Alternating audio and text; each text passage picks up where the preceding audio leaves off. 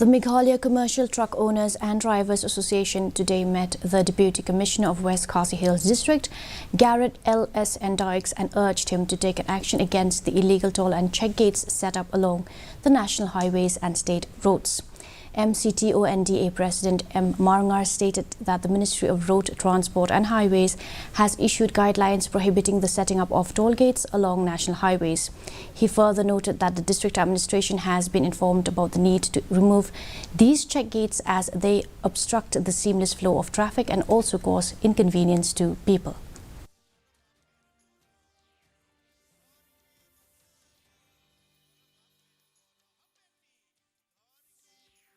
Konsil ya ki truk ki jingkit dena kali yang jongi ngila sokhia kani ngila wan kendu ya usi namar bakat kum ka shiti lani kata guidelines jong ka Ministry of Road Transport and Highways la kami sai ba nomla banbu ya kinu kerdop lum khajna toll gate check gate kinu ki banta ki bade bat ka banta ban lum pisa surok elakhang di badai jong surok PWD.